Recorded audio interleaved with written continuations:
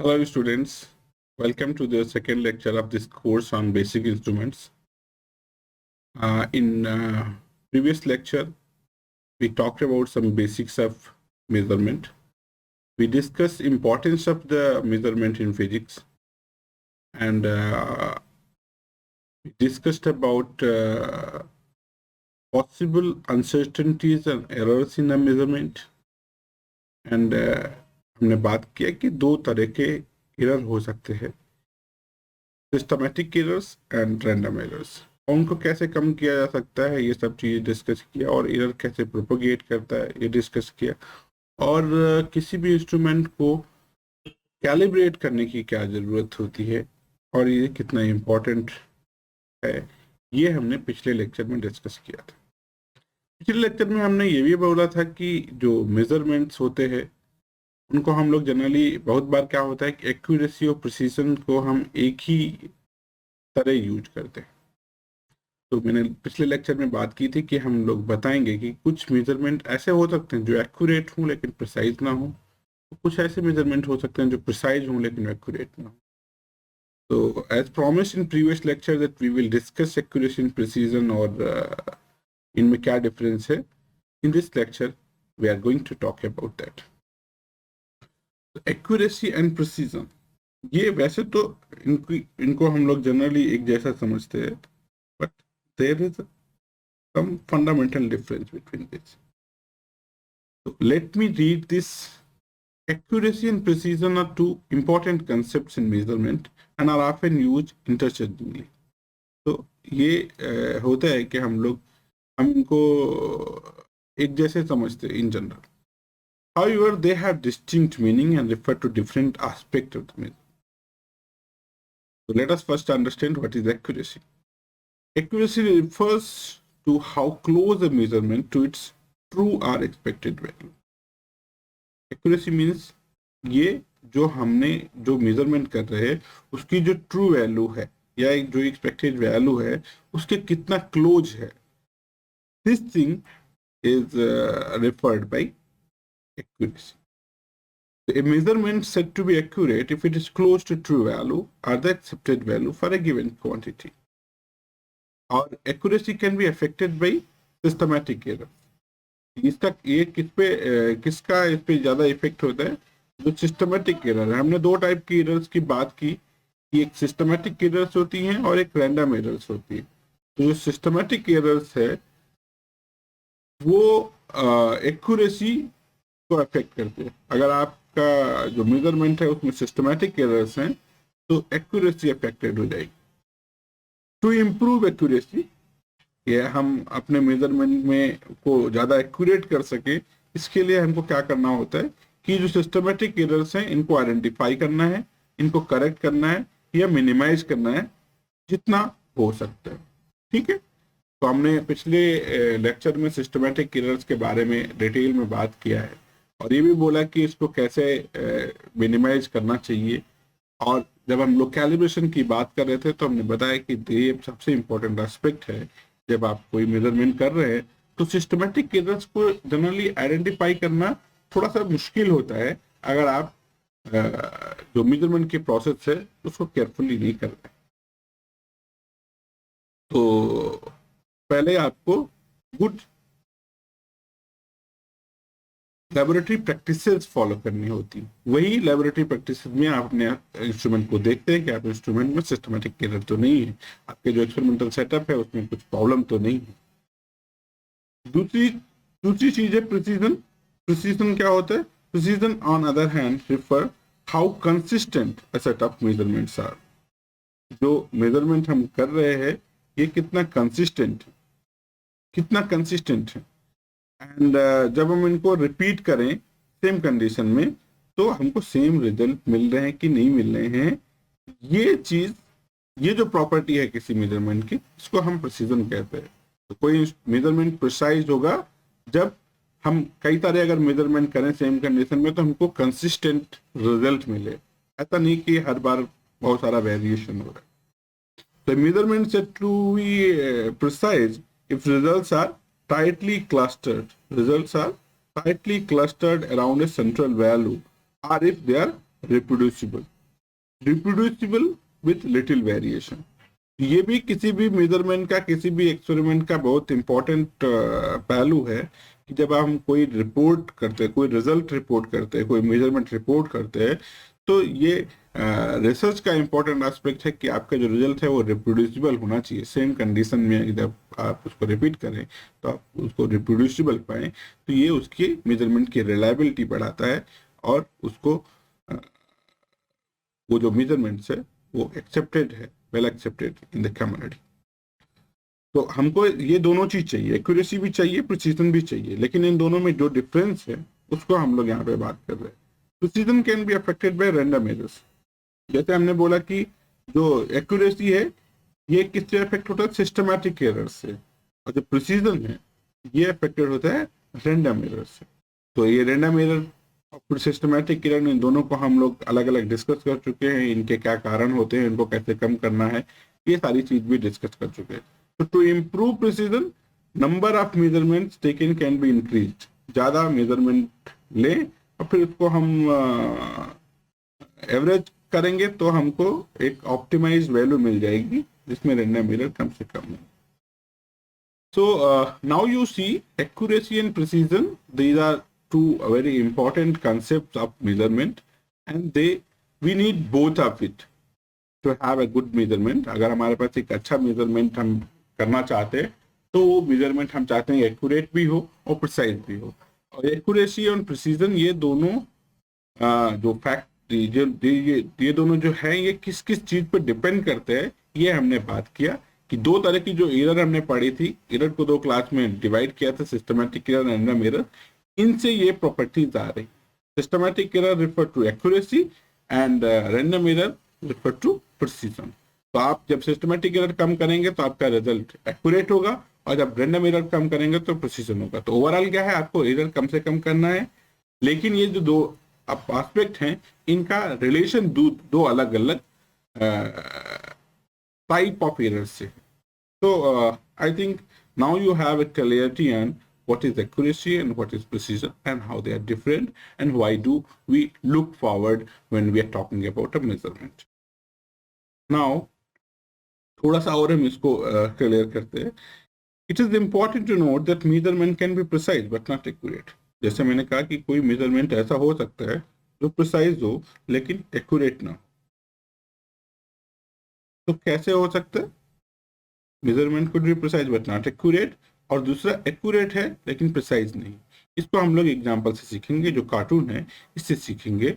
और आप अगर इस कार्टून को देखें तो पिछले लेक्चर में भी हमने इस कार्टून को देखा था जब हम लोग सिस्टमैटिक एरर और रैंडम एरर की बात कर रहे थे। At that time this cartoon was there, and since these properties are related to these two different type of errors, so we see again the same cartoon. So if set of measurements are tightly clustered around a central value, but the central value is significantly different from the true value, the measurements are precise but not accurate. क्या हुआ? अगर measurement पास पास है लेकिन true value से दूर है तो precise तो है लेकिन एक्यूरेट नहीं है. दूसरा सिचुएशन ये हो सकता है कि मेजरमेंट बहुत वाइडली स्प्रेड है लेकिन their average value is close to true value, तो मेजरमेंट एक्यूरेट है बट प्रिसाइज नहीं. तो you see all the cases. ये है, इसमें देख रहे हैं हम, ये जो है ये सर्किल है, डिफरेंट सर्किल. इसमें जो सेंटर पॉइंट है this is the true value, this is the true value of A measurement, और हम जो मेजरमेंट कर रहे हैं ये ब्लैक डॉट से दिखा रहे हैं. तो इन फर्स्ट केस ये कह रहा है कि ये मेजरमेंट एक्यूरेट भी है और प्रिसाइज भी है. दूसरे केस में देखेंगे तो ये शिफ्टेड है. शिफ्टेड किस वजह से होता है? सिस्टमैटिक एरर की वजह से. और सिस्टमैटिक एरर किससे रिलेटेड है? एक्यूरेसी से. तो ये एक्यूरेट नहीं है लेकिन प्रिसाइज है क्योंकि ये मेजरमेंट टाइटली क्लस्टर्ड है, एक जगह ही है. अगर हम कई सारे मेजरमेंट करें तो उनकी वैल्यूज में बहुत सारा स्प्रेड नहीं है. तो ये प्रिसाइज है लेकिन एक्यूरेट नहीं है. In this measurement if you see, ये जो डेटा पॉइंट्स हैं ये बहुत स्प्रेड है. तो क्या हुआ, ये एक्यूरेट है क्योंकि अगर इसका एवरेज लेंगे तो आपको एवरेज वैल्यू ये इसके सेंटर में ही मिलेगा. एक्यूरेट है लेकिन ये प्रिसाइज नहीं. और ये चौथे में एक्यूरेट भी नहीं है, प्रिसाइज भी नहीं. So if you remember in previous lecture when we are talking about systematic error and random error, and here we are talking about accuracy and precision. those both concepts are related. Accuracy related to the systematic error, whereas precision is related to the random errors. So we understand now accuracy and precision of an measurement, and we know what are the factors which are responsible for this, and हमको उसके difference को भी बेहतर तरीके से समझ रहे हैं. These all very important. जब भी आप कोई मेजरमेंट परफॉर्म करते हैं, जब भी आप कोई एक्सपेरिमेंट परफॉर्म करते हैं, तो ये सब जो क्लियरिटी है ये बहुत जरूरी है. अगर आपको ये सब कंसेप्ट्स में क्लियरिटी नहीं है तो आप बहुत सा कंफ्यूजन में जाएंगे और जो मेजरमेंट की क्वालिटी है वो खराब हो जाएगी. नाउ अब यहाँ पे फिर उसको और थोड़ा सा एम्फेसाइज कर रहे हैं. हालांकि हमको लगता है कि आपको ये इसमें कोई कंफ्यूजन नहीं रह गया, लेकिन फिर भी थोड़ा सा हम लोग इसको देखते हैं. क्या कह रहे हैं? कंपेरिजन कर रहे हैं एक्यूरेसी और प्रिसीजन के बीच में. तो पहले क्या है, इसकी मीनिंग क्या है? तो ये कह रहा है कि level of agreement between actual measurement and absolute measurement, ये एक्यूरेसी बताता है. प्रिसीजन क्या है कि लेवल ऑफ वेरिएशन की स्प्रेड कितना है, जो बहुत सारे मेजरमेंट किए उसमें स्प्रेड कितना सेम एनवायरनमेंट में करता है. ये क्या रिप्रेजेंट करता है? Accuracy represent how closely result agree with the standard value, whereas precision represents how closely the results agree with one another. जो different measurement कर रहे हैं वो कितना एक दूसरे से close है, या उसमें spread कितना है. Degree, this is accuracy बताता है कि degree of conformity, whereas precision is about degree of reproducibility. अगर आपका मेजरमेंट प्रिसाइज है तो ये रिप्रोड्यूसिबल होगा, और अगर एक्यूरेट है तो ये कंफर्मिटी की डिग्री बताते हैं. फैक्टर्स, सिंगल फैक्टर्स, मतलब एक्यूरेसी किस वजह से आता है, प्रॉब्लम में आता है, ये सिस्टमैटिक एरर की वजह से आता है. कोई एक फैक्टर है जो आपके इंस्ट्रूमेंट में प्रॉब्लम कर रहा है, आपका इंस्ट्रूमेंट कैलिब्रेटेड नहीं है, तो these are the factor. And precision, there are multiple factor. Random error बहुत सारे वजह से हो सकता है, एनवायरनमेंट की वजह से, आप थोड़ा केयरलेस तरीके से कर रहे हैं, टेम्परेचर वेरी कर रहा है, there could be many factors. So there are many factors which decide precision part. This accuracy is measured for statistical bias, and whereas precision is measured for statistical variability, and they are concerned with accuracy is concerned with systematic error, whereas precision is concerned with random error. So I think now you have everything needed to know about the difference between these concepts of measurement, और उसके क्या क्या पहलू हैं, क्या उसके reason हैं, और कैसे हम उसको कम कर सकते हैं. I hope this accuracy and precision और जो different uncertainties हैं, you have a very good clarity on that. This is very important whenever we are going to be perform some experiments or in a laboratory ecosystem. And other than this, when you are interpreting data, then also you must have an idea about what are the factors, और ये जो data है ये इसमें क्या क्या factors हैं जो इसकी अनसर्टेनिटी को. तो हमको इसकी समझ हो तो हम जब डेटा इंटरप्रिटेशन करेंगे वहां पर भी ये सब हमें काम आएगा कहीं ना कहीं. हालांकि ये मेजरमेंट जब कर रहे हैं तब ये बहुत महत्वपूर्ण है. मेजरमेंट के टाइम हमको इसकी समझ होनी चाहिए. अगर हम तब इसको बेहतर समझ नहीं पा रहे हैं तो बाद में डेटा एनालिसिस में कुछ कर ज़्यादा कुछ उसका रोल नहीं रहता. लेकिन ये समझ अगर हो तो आप उस डेटा एनालिसिस में गलतियां कम करेंगे. आप जान सकते हैं कि कहाँ पे कुछ प्रॉब्लम हो रहा है. कुछ it could be helpful. So even if you are not performing measurement, you are analyzing the data, you are interpreting the data, then also these concepts are very important to know. Now, the next thing comes data visualization. जो आप measurement करते हैं, जो कुछ भी आप measurement करते हैं, तो आप वो जो डेटा प्रोड्यूस होता है वो डेटा को इंटरप्रेट करना और डेटा को विजुअलाइज करना ये जरूरी है. क्योंकि हर कोई वो मेजरमेंट फिर से परफॉर्म नहीं कर सकता और हर कोई उस मेजरमेंट को मतलब भी नहीं समझ सकता. तो अगर आप उसको कम्युनिकेट करना चाहते हैं एक वाइडर ऑडियंस के लिए, या आप उसको इंटरप्रेट करना चाहते हैं, तो आपको कुछ डेटा विजुअलाइजेशन के टूल्स चाहिए होते हैं.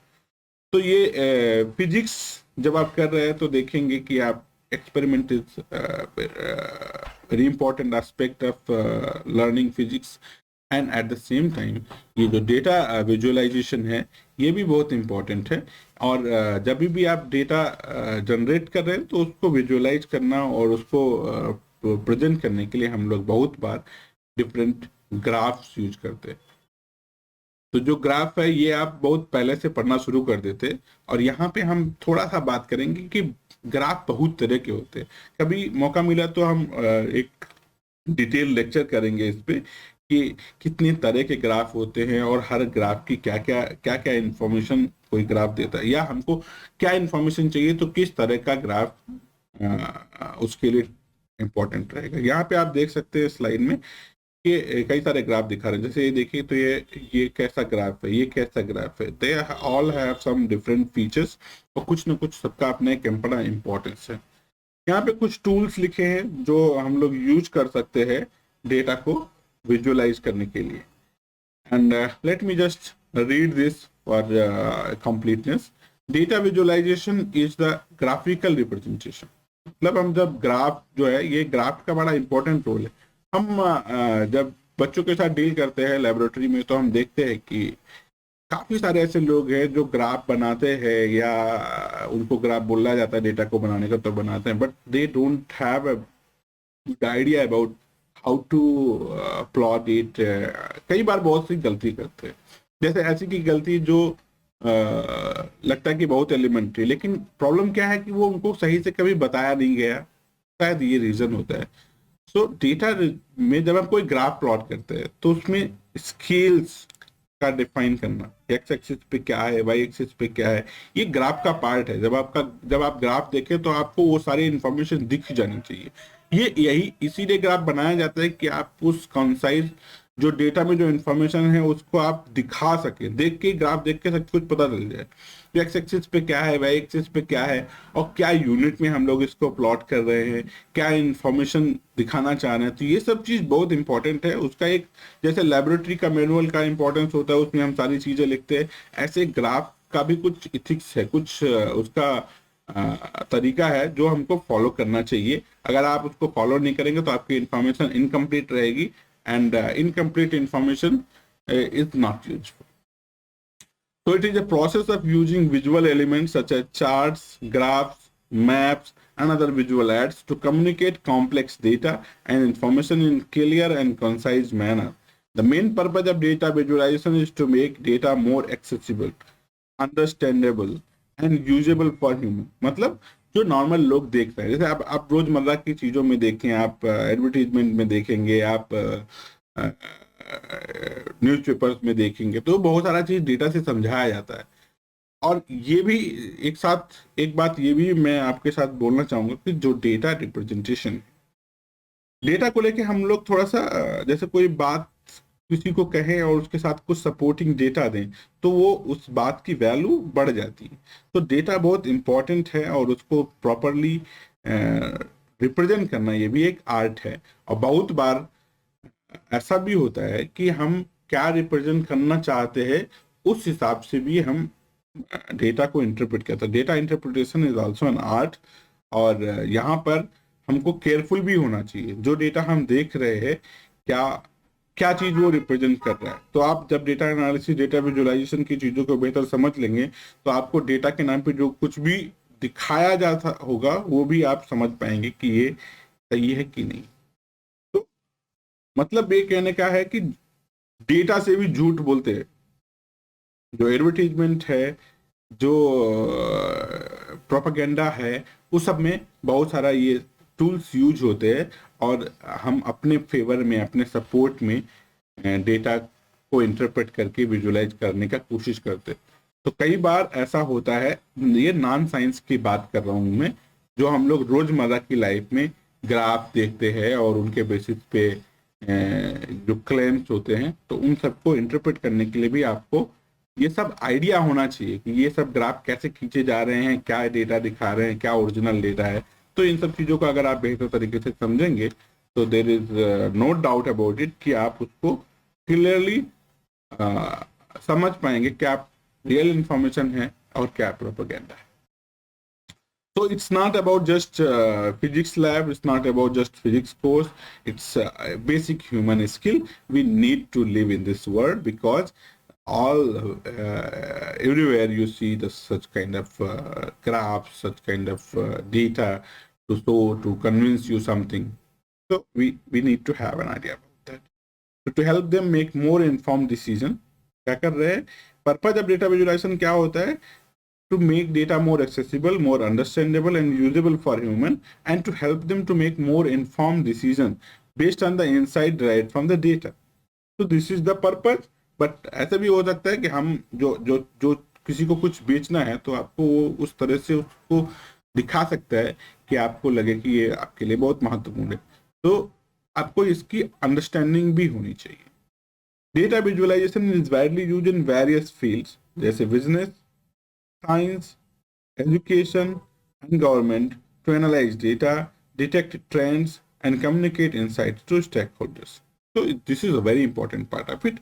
आप फिजिक्स आगे करें ना करें, जो कुछ भी करेंगे वहां सब भी ये सब पार्ट आएगा. तो ये जो कोर्स है, ये जो जिसमें जो चीजें हम लोग सीख रहे हैं, they are very important, like important life skills to live in this world. These are few tools. Maybe I don't know how many tools you have heard about them, but I think Excel बहुत ही popular है, सब लोग जानते हैं. और ये सारे भी जो टूल्स है, they are also very popular and very useful. तो मेजरमेंट के साथ साथ, मेजरमेंट में जब आप डेटा प्रोड्यूस करेंगे तो उस डेटा को विजुअलाइज करने, उस डेटा को रिपोर्ट करने के लिए भी हमको जो टूल्स चाहिए होते हैं, we need to understand that part also. So in very short, we are talking about data visualization. I think you get a glimpse of its importance, but if you get a chance, I will make a complete lecture on data visualization in this course. The next thing is that is also very important. Many times we forget this. Okay. Measurement में कुछ ethics हैं जिनको follow करना चाहिए. अगर आप उस ethics को फॉलो नहीं कर रहे, अगर एक इथिकल मेजरमेंट नहीं है, तो वो कई तरह के चैलेंजेस क्रिएट करेगा इन फ्यूचर, और वो एक हमको गलत डायरेक्शन में ले जा सकता है. अगर डेटा हमारा प्रॉब्लम में आ गया तो हम उस डेटा का इंटरप्रिटेशन, डेटा का जो मेजरमेंट, डेटा का जो फ्यूचर यूज है, वो सब चीज कहीं ना कहीं कंप्रोमाइज हो जाता है. तो in physics it's very important when we are doing physics और science anywhere, when we are doing this measurement, it should be ethical. So what do you mean by ethics in measurement? Let us talk about it. Ethics in measurements is a crucial consideration. Ethics in measurement is crucial consideration in all areas of research. In all areas of research, including physics. In physics, ethical consideration can arise at various stages of research, including the design of experiment. जब आप experiment design कर रहे हैं, data collect कर रहे हैं, analysis कर रहे हैं और उसको report कर रहे हैं, ये सब में कहीं ना कहीं ethics का बड़ा important role है. आप ये सब process ethically कर रहे हैं कि नहीं, और ethics क्या है, क्या ethical considerations हैं. Let us try to discuss in our area of concern, like in physics, when we are doing measurements, what are the ethical considerations we should be keeping in our mind. One of the key ethical considerations in measurement in physics is need to ensure that experiments are conducted in a safe and responsible manner. Another important ethical consideration in measurement in physics is that need to ensure that data is collected and analyzed in a fair and unbiased manner. This includes taking a step to minimize the effect of any potential source of bias. ऐसा नहीं कि जो हमको prove करना है हम उसके लिए डेटा बनाए. जैसे कई बार क्या होता है, I wish to share my experience with the students. कई बार ऐसे होता है कि हमको एक्सपेरिमेंट लैब में हमको कोई एक्सपेरिमेंट दिया गया, हमने उसके लिए थ्योरेटिकल जो बैकग्राउंड है वो प्रिपेयर किया और हमने मेजरमेंट किया. हमको कुछ ग्राफ बनाना था और हमको पहले से ही पता है कि ये ऐसा रिलेशन होता है and we want to verify that. आपने जो डेटा लिया उसमें वो डेटा में वो ऐसा ग्राफ नहीं बन रहा है या कुछ न कुछ कुछ गड़बड़ आ रहा है। तो कई बार ऐसा सोचते हैं स्टूडेंट्स कि इसको फिर से करें या फिर से पूछें, कुछ गलत हो गया तो हम अपने डेटा को मैनिपुलेट कर लें, अपने डेटा में सही कर लें, कुछ ऐसा कर लें और वो स्ट्रेट लाइन बन जाए, बहुत अच्छा। कॉपी भी चेक कराने में कोई प्रॉब्लम नहीं होगा, it will go very well. लेकिन ये क्या है, ये गलत प्रैक्टिस है। आप डेटा को मैनिपुलेट कर रहे हैं, जो ओरिजिनल डेटा आपका नहीं है, आपने डेटा को मैनिपुलेट किया। अगर आपने डेटा को मैनिपुलेट किया तो आपका रिजल्ट हो सकता है वैसा दिखे, लेकिन ये अनइथिकल है। और ऐसा करने से एक तो प्रॉब्लम ये होने वाला है कि यहाँ तो मान लो आप कुछ चीज वेरीफाई कर रहे थे, तो जो प्रॉब्लम्स हैं, चाहे आपके इंस्ट्रूमेंट में प्रॉब्लम हो, चाहे आपके मेजरमेंट में प्रॉब्लम है, आप उसको आइडेंटिफाई नहीं किए और आपने कुछ ऐसा किया जो उस पूरी प्रोसेस के ऑब्जेक्टिव को फेल कर देता। Similarly even in research also there are cases जहां पे लोग डेटा मैनिपुलेट करते, डेटा मैनिपुलेट करके और अपने रिजल्ट को पब्लिश करने का कोशिश करते, कई बार पब्लिश भी होता है। तो ये जो तरीका है ये बहुत गलत प्रैक्टिस है।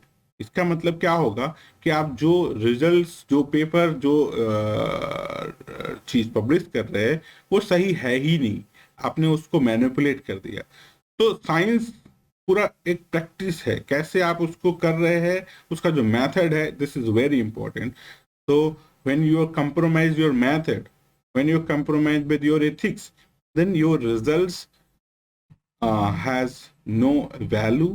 और साथ ही साथ आप पूरी कम्युनिटी के लिए एक थ्रेट हैं कि आप एक ऐसी प्रैक्टिस शुरू कर रहे हैं जो फ्यूचर में जो साइंस का ऑब्जेक्टिव है उसी को कंप्रोमाइज कर देते। जो साइंटिफिक मेथड है, जो साइंस का कॉन्फिडेंस है, वो इसी पे बेस्ड होता है कि आप उस मेथड को कितना रिस्पॉन्सिबल तरीके से कर रहे हैं, डेटा कलेक्शन आप कितने रिस्पॉन्सिबल तरीके से कर रहे हैं। आप जब रिजल्ट को देख के डेटा बना देंगे तो फिर ये जो प्रैक्टिस है it will result into very very severe disastrous way.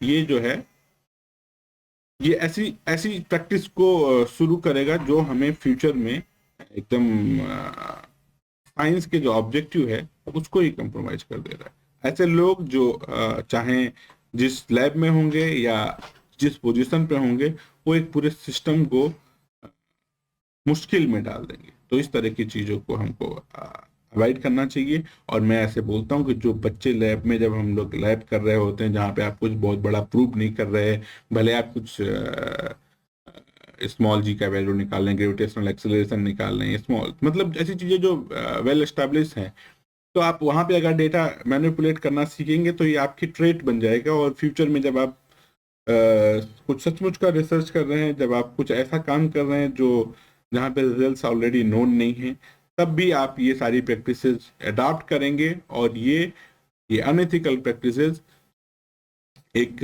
As a community, as a society is very harmful. So we need to have these ethics when we are doing measurement। आप कोई experiment करते हैं, result ठीक नहीं आता है, आप उसको रिपीट करें। और आपके इंस्ट्रूमेंट में प्रॉब्लम है, आप उसको रिपोर्ट करें। कुछ भी हो, लेकिन ये data manipulation could not be a way to get out of it। और कुछ ऐसे, ये तो डेटा मैनिपुलेशन का बात हो गया। इसके साथ साथ हम इन सबको जानेंगे, जब आप जानेंगे क्या क्या पोटेंशियल एरर हैं, कैसे कैसे आ सकती हैं, तो इसके लिए हमको उसको बड़े रिस्पॉन्सिबल तरीके से करना होगा। This include taking step to minimise effect of any potential source of bias such as selection bias, measurement bias and experimental bias. मतलब एक्सपेरिमेंटल मतलब जो एक्सपेरिमेंट कर रहा है उसका कुछ अपना बायस नहीं होना चाहिए। Researcher must also ensure that their data is accurate and reliable, and that any limitation or uncertainties associated with measurement are clearly communicated। जो भी आपके मेजरमेंट में लिमिटेशन है, जो अनसर्टेनिटीज हुआ है, जो उसके रीजन है, उनको आप क्लियरली कम्युनिकेट करें। In addition, researcher in physics must be aware of the potential societal impact. जैसे अभी हम लोग बात कर रहे थे कि आप जो रिसर्च कर रहे हैं उसको अल्टीमेट एक सोसाइटी पे उसका कुछ इम्पैक्ट होता है, तो आपको इसके बारे में अवेयर होना चाहिए। And take steps to ensure that their work is conducted in responsible and ethical manner. For example, researchers must consider the potential environmental, social, and economic impact of their research and take steps to minimize any negative effect. ये जो ethics है, कई बार आपको ऐसा लगेगा कि ये मतलब बहुत बार इनको लेके हम को लगता है कि ये जबरदस्ती का ज्ञान जैसे कोई दे रहा है, लेकिन ये हमारी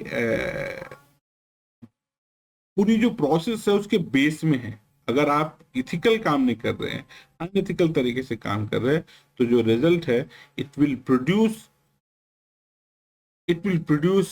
major problem in the field where you are working. So the such people, if they are in any field, any lab, anywhere, they are going to create a problem on credibility of this lab, credibility of the society, credibility of the community. As a science community, when we strive for these noble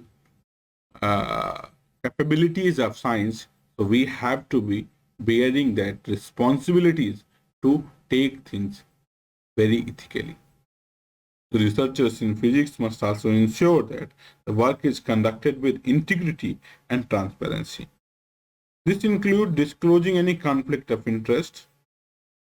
मतलब जैसे आप मैं बात करूं कि बहुत बार क्या होता है ना, आप हेल्थ इंडस्ट्री की जो चीजें हैं, तरह तरह के खाने की चीजें, तरह तरह की यूज करने की चीजों का प्रचार आता है कि डॉक्टर ने ये सलाह दिया है, ये हेल्थ एक्सपर्ट्स का ये सलाह है. तो अगर आप जो कंपनी वो प्रोडक्ट बना रही है, अगर वो कंपनी आपको पैसे दे रही है कहने के लिए और आप ये कह रहे हैं, तो ये होता है कॉन्फ्लिक्ट ऑफ इंटरेस्ट. और आप ऐसे कुछ कॉन्फ्लिक्ट ऑफ इंटरेस्ट में है, जैसे आप किसी कंपनी के लिए काम करते हैं, उसके लिए साइंटिस्ट हैं और उसके फेवर के रिजल्ट डराइव करने की कोशिश कर रहे हैं, तो ये कॉन्फ्लिक्ट ऑफ इंटरेस्ट है, ये अनइथिकल प्रैक्टिस है and it is not scientific temperament. तो ये चीज डिस्क्लोज होनी चाहिए. जब भी आप कुछ प्रमोट करते हैं किसी चीज को, तो आप उसको प्रमोट करने के पीछे का बैकग्राउंड भी होना चाहिए कि आप क्या इसको साइंटिफिक इंक्वायरी की दृष्टि से देख रहे हैं या आप किसी अपनी कंपनी को प्रमोशन के लिए आप उसके पहलू निकाल लें. तो ये सब बहुत इम्पॉर्टेंट है. और हम लोग जब as a consumer, as a member of society, ये सब चीजों के लिए हम लोग भी समझें और उसको जानें कि अगर कुछ अनइथिकल प्रैक्टिसेस हैं तो ये होनी नहीं चाहिए, लेकिन हैं तो आपको उनको रेक्टिफाई करना भी आपकी अपनी लिए जरूरी हो जाता है, अपनी हेल्थ के लिए, अपने वेलबींग के लिए, अपने सोसाइटी के फ्यूचर के लिए. ये इम्पोर्टेंट है कि इन एथिक्स को समझा जाए और उनको प्रॉपरली प्रैक्टिस किया जाए. तो ये it's not just personal thing, ये एक कम्युनिटी का बात है. एक रिप्रेजेंट कर रहे हैं साइंटिफिक कम्युनिटी को आप, तो आपके जो इथिक्स हैं वो हाई होने चाहिए और उनका स्टैंडर्ड कंप्रोमाइज नहीं होना चाहिए किसी भी सिचुएशन. तो ensuring the work is appropriately peer reviewed. Peer reviewed का मतलब क्या होता है, जैसे आप कोई रिसर्च पेपर लिखते हैं तो उसको किसी जर्नल में पब्लिश किया करने से पहले वो जो एक्सपर्ट्स होते हैं उनको उसको भेजा जाता है. वो लोग उसको पढ़ते हैं और देखते हैं क्या ये सही हो सकता है या उस पर क्वेश्चन करते हैं. तो इसलिए पीयर रिव्यूड पेपर, जब आप न्यूज रिसर्च पेपर की बात करते हैं, तो ऐसे जर्नल जो इस प्रोसेस को रिगरसली फॉलो करते हैं, उनके वो जो पेपर्स है, जो रिसर्च है, वो this is really good and important. जो ऐसे रिसर्च जर्नल्स हैं जहाँ पे ये पीयर रिव्यूड की प्रोसेस ठीक से नहीं होती, पीयर रिव्यू नहीं होता, वहाँ पे जो पेपर पब्लिश होते हैं वो पेपर में जो फाइंडिंग्स हैं they are not much reliable. जब आप एज ए स्टूडेंट, जब आप रिसर्च पेपर्स ये सब की बात करते हैं, सुनते हैं, पढ़ते हैं, तो आपको इन सब के बारे में भी आइडिया होना जरूरी है. अगर आप उसको आइडिया होगा तभी आप इस चीज़ को भी जान पाएंगे कि जो चीज़ आप पढ़ रहे हैं क्या वो ठीक है कि नहीं. तो साइंस में कोई आदमी बड़ा नहीं होता, उसकी जो मेथड है, उसकी जो प्रैक्टिस है वही बड़ी हैं. तो जहाँ पर ये प्रैक्टिस के साथ कंप्रोमाइज हो रहा है, वहाँ पे साइंस की जो ट्रू स्पिरिट है उसके साथ कंप्रोमाइज हो रहा है. तो आप इनको खुद भी प्रैक्टिस करें और इसको पहचाने भी कहाँ पे इथिक्स के साथ कंप्रोमाइज करके आपको कुछ ऐसा चीज परोसा जा रहा है, ऐसा चीज कुछ दिया जा रहा है जो आपको आपकी समझ में, आपके काम करने के तरीके में, आपके लाइफ में, it can create problems actually. जो कुछ ऐसा होगा तो ये हो सकता है किसी को कुछ टाइम के लिए कुछ फायदा हो, इसलिए वो उसको करे। जैसे हम कहीं पे किसी चीज को प्रमोट कर रहे हैं, तो if you have a tag of scientist, so people are believing you because of the nobility of scientific inquiry and scientific temperament, और आप उसको अगर मिसयूज कर रहे हैं, so it is making a collective loss. So we need to be aware about ethics in measurement, and we should be rigorously following this from day one. When you start in your lab work, you should not be compromising this thing. यही जो practices है data manipulate करके graph सही करने वाली, यही आगे चल के एक बड़े चैलेंजेस को क्रिएट करती हैं। तो as a teacher I talk to my students and discuss these importance all the time when we start laboratory course. So we discuss, this is very important. If you have any problem with your data, discuss with your faculty, discuss with your teacher, and try to understand. Don't manipulate it, because if you start doing the such unethical practices, it will result a collective loss in the community, collective faith in science, and the whole work will get compromised. So ethics are very important. Although everybody, you will find people talking about it but not practicing it, and many times those people who don't practice it and they preach to others, they that is also ऐसा situation create हुआ जो ऐसी चीज को, मतलब अगर हम खुद प्रैक्टिस नहीं कर रहे हैं और किसी को प्रीच कर रहे हैं, तो it will not have that impact. So first you practice it, then you motivate others and explain others the importance of it, because this can lead to the advancement in science. This can lead new discoveries. This can do, science has enormous potential to do better for society, better for people, but it's ethics.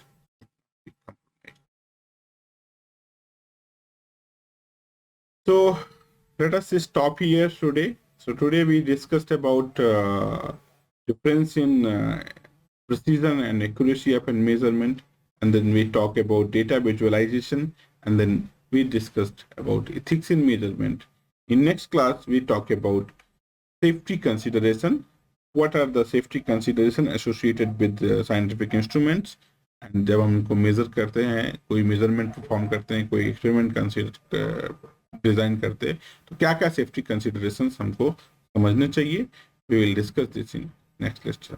Okay, thank you so much. Have a nice day.